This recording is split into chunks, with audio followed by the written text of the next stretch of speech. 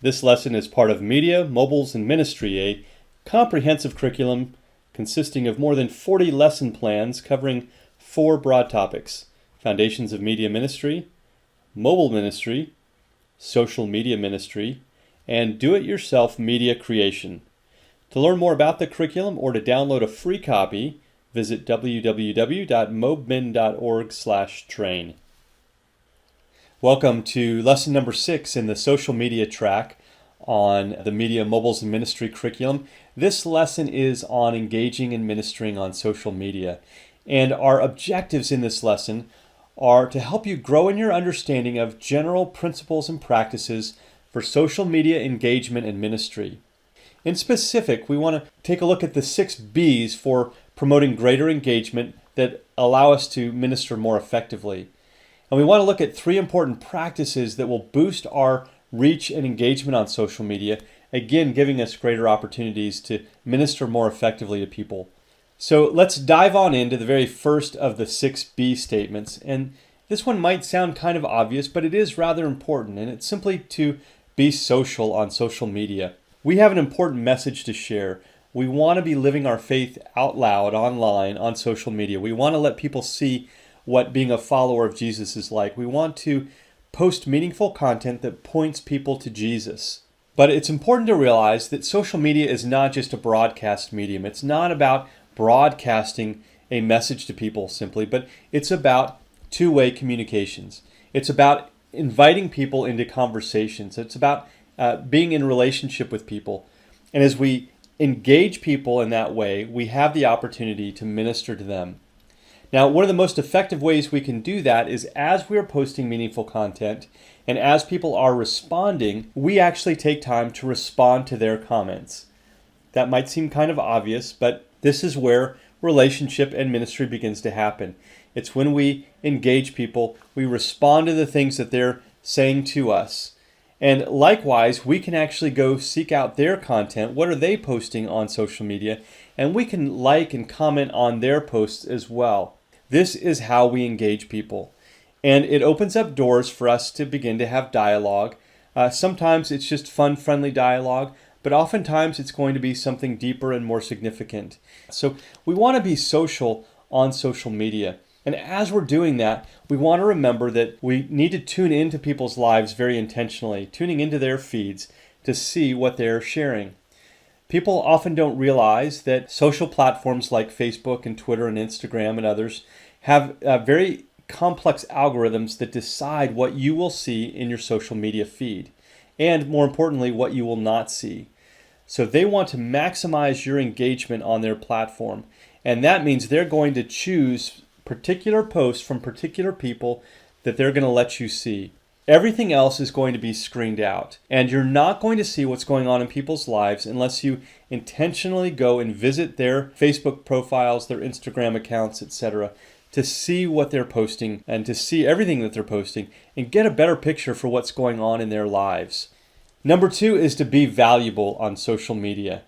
Gary Vaynerchuk, or Gary V as people know him, in his very popular book, Jab, Jab, Jab, Right Hook, How to Tell Your Story in a Noisy Social World, he references the 80-20 rule, which you may have seen referenced in a number of different ways. He's applying that here to the context of social media posting. And what he says, in thinking specifically of people that are using social media to sell a product or service, I'm going to contextualize this for a ministry application, but for every one ministry-specific post or ministry-oriented post, you want to share 4 posts that are not ministry-oriented, that don't have a specific goal or agenda.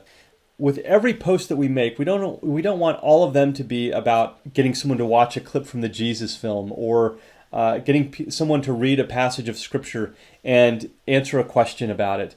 We can do some of those things. Those are great to do to engage people and getting them to think about spiritual things, to enter into spiritual conversations with us. But for every one of those kinds of posts, create 4 posts that are just much more general in nature, adding value, adding beauty to people's lives. It could be a beautiful sunset photo. It could be one of those funny cat videos. I'm not into those, but maybe you are, maybe your friends are. It could be some news. Maybe it's a job opportunity that just came up and you want to share that with people who might be looking for work. Include things in your social posting that add general value to people's lives, that build people up in some way. Now, a verse that comes to mind as we think about this is from 1 Thessalonians 2:8. It says, "We loved you so much that we shared with you not only God's good news, but also our own lives." We want to be broader than just an agenda, broader than just a message of reconciliation for people. We want to share our lives with them as well. That creates goodwill. It creates value. It makes us the kind of people that others will want to follow and be friends with. They'll want to see what we're posting. And that opens up more and more opportunities for us to have impact at a ministry level. And as we're thinking about how to do that, think about your audience. Think about what kinds of things will add value to their lives, what will benefit your audience in the areas that they care about. Number 3 is to be gracious. Social media has become somewhat toxic in many circles. It's become a place where misinformation is passed along, that people sometimes intentionally share fake news. It's a place where people fight back and forth about things. They're very agenda driven.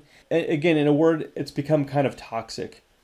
The good news about this is there's never been a better time for us to be on social media, being the aroma of Christ, being salt and light in a world that is desperate for good news. Colossians 4:6 puts it this way: "Let your conversation be gracious and attractive, so that you will have the right response for everyone."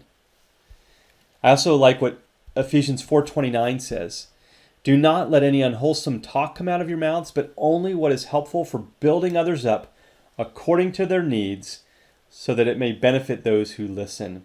Again, adding value, sharing things that will build others up according to their particular needs. Let's be the kind of people that add that kind of value on social media and that are gracious and kind in how we're interacting with people. And James 1:19 encourages us to take note of this. Everyone should be quick to listen, slow to speak, and slow to become angry. If we're those kinds of people on social media, people will notice us.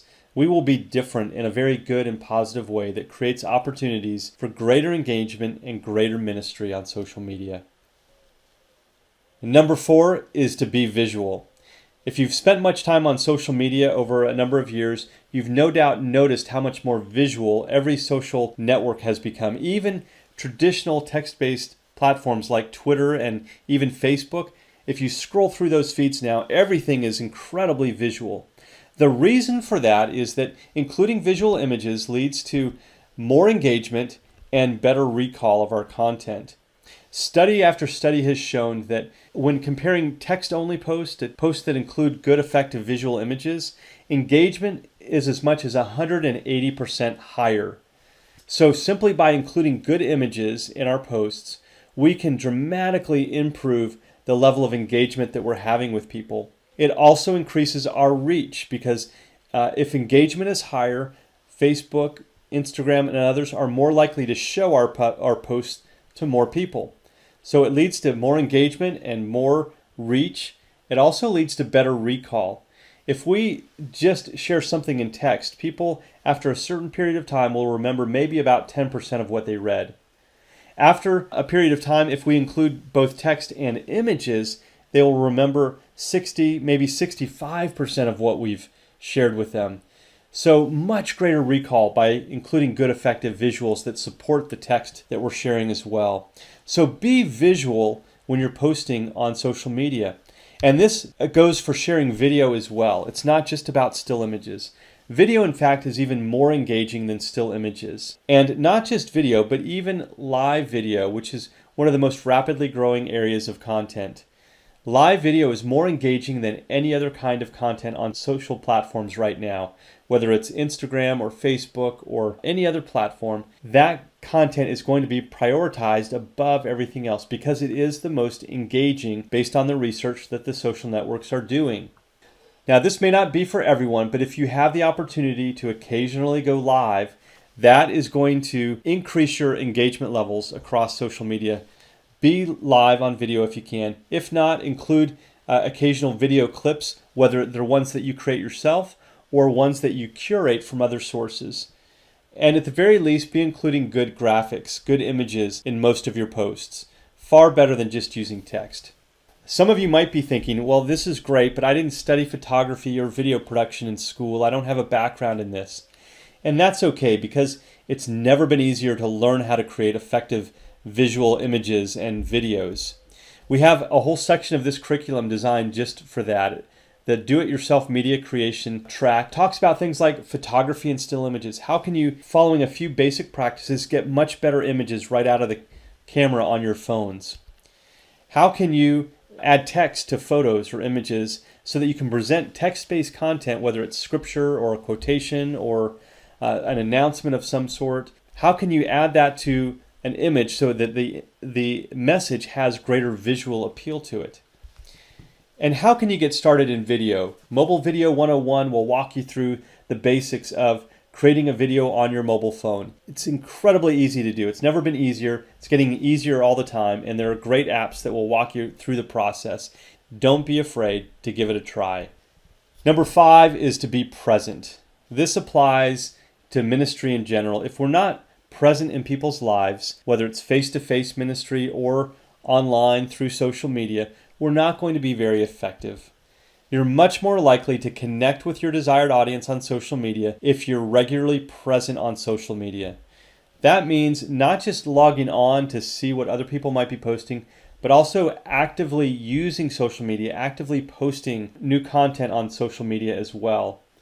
Now, two things happen when we are active on social media. Number one, we're much more tuned into what's going on with the people that we're trying to reach out to. We have much more insight into their lives and can speak into their lives in a better way. And number two is that the content that we're sharing is much more likely to be seen. If we're not actively posting on social media, we're going to be relegated to the shadows, out into the corner somewhere where we're not going to be seen on social media because we're not really doing much to engage people. And then finally, of the 6 B's is to be brief. Don't take 200 or 500 words to say what could be shared in as little as 50 or 100 words. We live in a media-saturated world. People are so busy and they're so inundated with messages and content coming from all different sources that when they see long posts, they're likely to tune those out. It just seems like noise to them. It seems wearying to try to read through a long post from someone. Well, what does this look like when we're posting on specific platforms? Let's take a look at a few. On Facebook, according to research done by Hootsuite, a very popular service provider for social media and also researcher in social media practices, they've determined that the ideal text post on Facebook is around 80 characters. 50 is ideal, 80 is a good number to shoot for, which is about one good sentence. We see a perfect example of this on this post from Jesus Daily, one of the most popular pages on Facebook. They have a very short, very clear sentence that they've written out that drive people to an article that will engage people at a deeper level. But the text post itself is nice and brief. Now, if you're sharing video on Facebook, your video should be 30 to 60 seconds in length.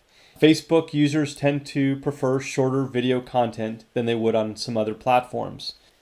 Now, what about YouTube? Speaking of video, YouTube, of course, has been around much longer, been in the video business much longer, and we have lots of different types of videos on YouTube. In fact, this video shown in the example here is almost an hour and a half long, and that's because it's a teaching video, and that's something that's not going to happen in 30 to 60 seconds.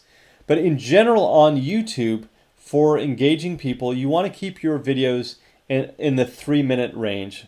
Now, this would refer to a Bible story video, maybe it's a testimony that someone's giving about their faith in Christ. It could be something a little bit more fun or lighthearted than that. But again, around 3 minutes is the ideal length of a video. And they've also studied titles and descriptions for YouTube as well and determined that 70 characters for a title is about ideal, as we see in this example here. It's short enough that it's not going to turn people off, but it's long enough that it gives people a good idea of what to expect. Same thing with the description. Around one short paragraph is best.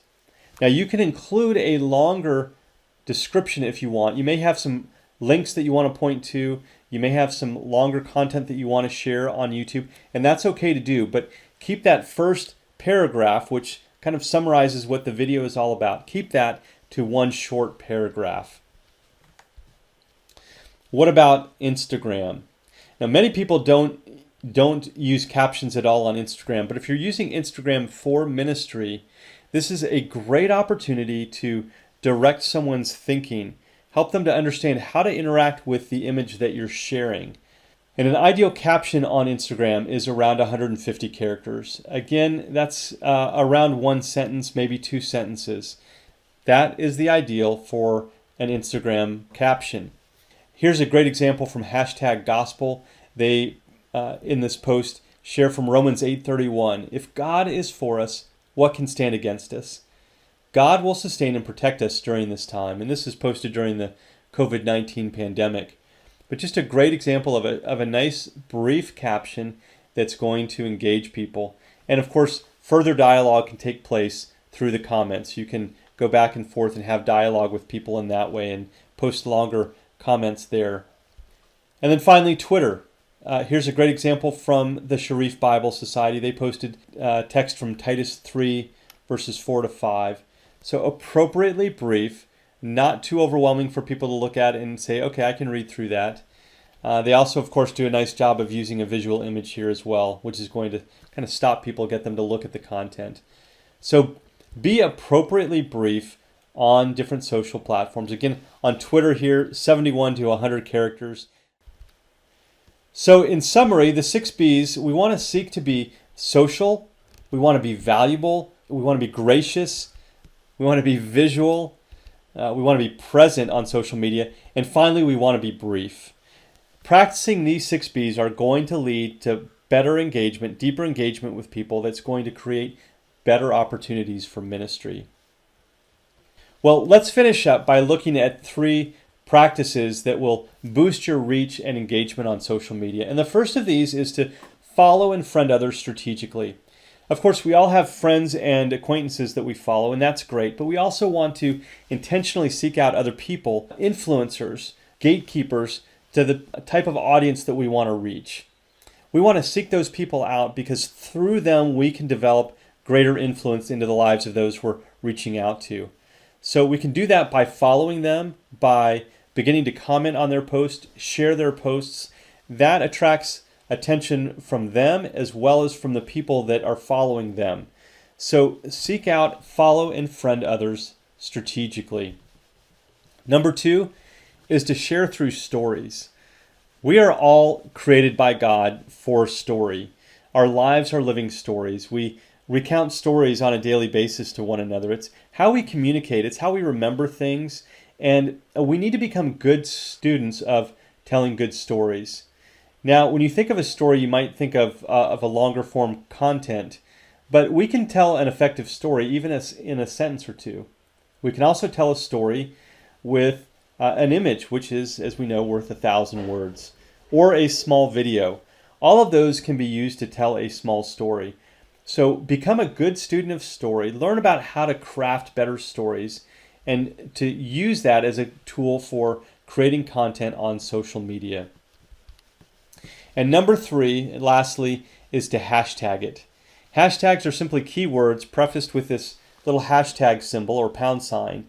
And it's a way for us to tag our content on social media so that it has the opportunity for being discovered by more people. On Instagram, hashtags ought to be less than 24 characters in length. Again, these are guidelines, not rules, but you can mash words together on these keywords, on these hashtags. And on Instagram, that's done quite frequently. People mash these words together. They come up with phrases to use as their hashtags. And that works really well. For example, here in this post from Ozzy Dave, you see he uses the hashtag daily Bible verses. He uses read the Bible, scripture of the day, and others. And he kind of mashes these together into a single word. But try to keep those words 24 characters or less. You can also use up to, I believe, 30 hashtags on Instagram, but 9 to 24 hashtags per post is the ideal. Instagram generally affirms they encourage the use of multiple hashtags. Take advantage of that. The more you use, the more likely people are to discover your posts and be influenced by it. On Twitter, hashtags are used a little bit less frequently. In general, you're going to use 1 to 3 hashtags per post, and those hashtags are going to be shorter in length than on Instagram. Usually a single word, typically 6 characters long or less. So a bit more brief on Twitter because it's a platform known for a shorter form of content. Here's a good example from churchleaders.com. They were posting during the COVID-19 pandemic, and they tagged this post with hashtag COVID-19 and hashtag disciples. So people can see those. They automatically have an association with what this post is about, but also anyone searching for tweets about COVID-19 or about disciples have a good opportunity to discover this particular post, even if they're not following the person that posted it. So use those hashtags well. And to learn how to use hashtags more effectively, I encourage you to observe what others are doing. Who is really successful on the platforms that you're working on? What hashtags are they using? How many are they using? Be a good student of what seems to be working well for other people, and then seek to duplicate that in the way that you're posting as well. You can also develop a list of hashtags that seem to be getting good engagement on these different platforms, and make a note of them so that you can copy and paste those into your Facebook and Instagram and other posts, using those hashtags effectively so you're not having to type everything over from scratch every time. My one caution is don't bulk copy the same hashtags into every one of your posts. That will be seen as spam, very likely, by some platforms, and they're going to not let other people see your content. So you mix things up a little bit when using hashtags. Use multiple hashtags for your post to help your content get more discovered. Okay, well, we want to pause there and turn our attention to some learning activities to help us better internalize what we've been learning about here. So in groups, if possible, if you're going through this on your own, that's fine as well. You can do this exercise by yourself, but think about what keeps you following friends with people on social media. What is it about things that people are posting that keeps you following them, that keeps you engaged with their content? And what can we learn from that? Just take a moment to reflect on that on your own or, if possible, in groups. Okay, learning activity number 2 is to review the social media feed for an individual or an organization. Maybe it's a Facebook page that you follow. Analyze how are they doing with the 6 B's? How effective are they at following those 6 B's? Or maybe they're not very effective at all. And how does that impact the overall effectiveness of their social media posts? Number 3, create a social media post that is relevant to your ministry and fulfills as many of the 6 B's as possible, as well as the other 3 bonus tips that we shared on boosting reach and engagement. Now, if you can do this on your phone or on your computer and actually try this out, that would be ideal. But if you don't have those handy, then feel free to just sketch these out on a piece of paper if you want. Okay, well, one final exercise as we wrap up. It's so important for us when we go through a lesson to take time to think, what would God have us do in response to what we've learned about today? What things in specific would God have us do individually? I want you to think about that for a few minutes and write something down. This week I learned about this and I'm going to do this. This is my plan for this week. Now, if you're a trainer, then I would encourage you to use this time to think about what would you change about how you taught this particular lesson. Are there ways that you can adapt this lesson, that you can change the PowerPoint, that you could change some examples that are used, and make this lesson more effective for your particular audience?